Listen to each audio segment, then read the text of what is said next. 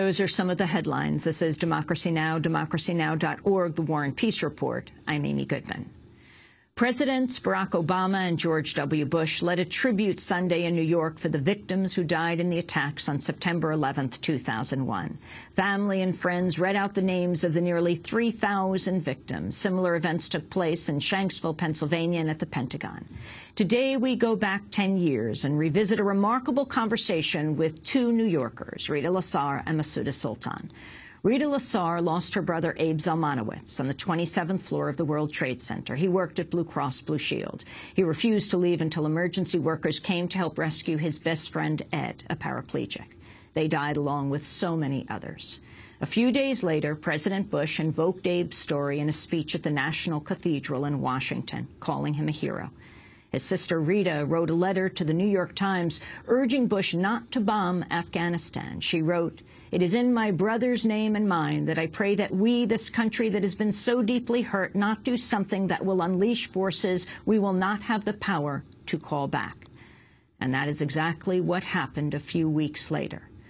Untold thousands have died in the decades since then in Afghanistan, among them the family of Masuda Sultan. She was an Afghan woman living in New York at the time of the 9/11 attacks. She soon got word that 19 members of her family had been killed in a U.S. bomb attack in Afghanistan. They'd moved to a farmhouse outside Kandahar to escape the U.S. attacks. It was there they were bombed.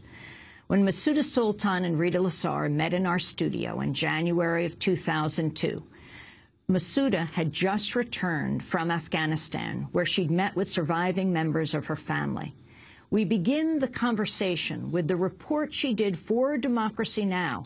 As she made her way from Afghanistan to Pakistan while investigating the bombing.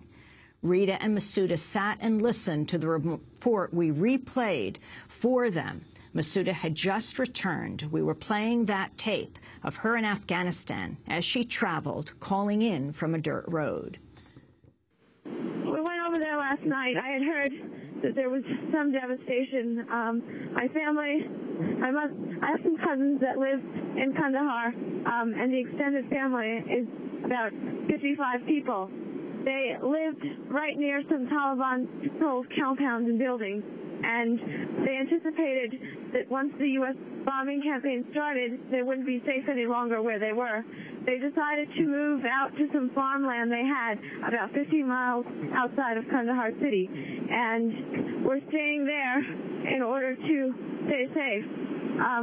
One evening at about midnight, while they were sleeping, they heard some loud noises outside and realized that their area was being bombed. Some rockets hit nearby, and they decided they had to leave their rooms. As they were running outside of their rooms, some of them were wounded by rockets, some of them were being shot at. They described the scene where they were running with their kit in their arms, dodging bullets left and right while they saw balls of fire falling down to the earth. They had no idea what was going on, and they were just running in any which direction for their lives. Some of them hid under an area that was covered, and some of them heard word of their loved ones falling to the ground as they were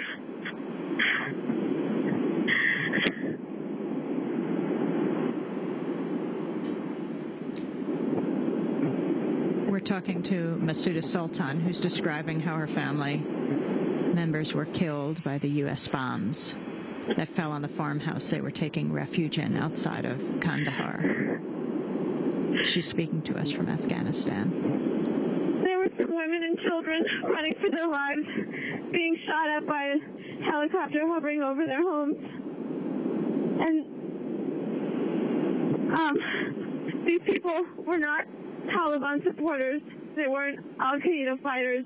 They were simple Afghans trying to stay safe in their own country. The events of September 11th really made me angry, but seeing these people and what they went through makes me angry as well.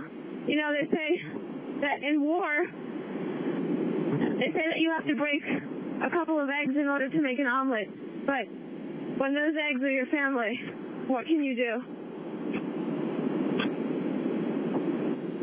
How many members of your family were killed in the bombing? 19 members of that extended family were killed. There were many women and children in that 19, and we were shown some of the pictures as well. And we met the children that became orphans or that lost their mothers.